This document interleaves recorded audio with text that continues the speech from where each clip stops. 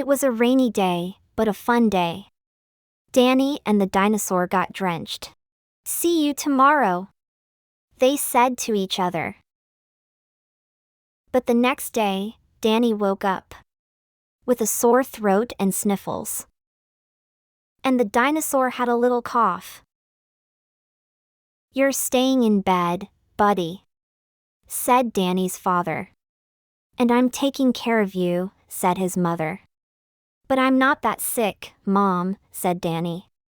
"Better safe than sorry," she said. At the museum, the director told the dinosaur, "You need to take a day off." "But I'm not that sick," said the dinosaur. "Get some rest," said the director. Danny's mother covered him in lots of blankets to keep him warm and cozy. The museum director did his best to make the dinosaur comfortable. Danny's mother brought him chicken soup for his sore throat. The director brought the dinosaur some water for his cough. The day seemed longer than forever. There was nothing to do but lie in bed. Danny and the dinosaur felt bored. Danny phoned the dinosaur. "Sorry, I can't play today. I'm sick in bed." "Me too," said the dinosaur. "Being sick is no fun. Feel better soon."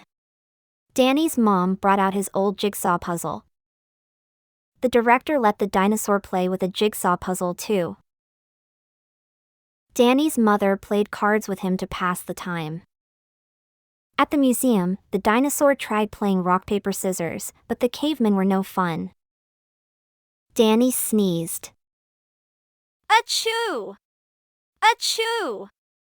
Achoo!" His mom brought him tissues. But when the dinosaur sneezed, "Achoo!" everybody ran and hid. At the end of the day, Danny and the dinosaur each curled up in their own beds with a good book and got plenty of rest. The next morning, Danny and the dinosaur woke up feeling much better.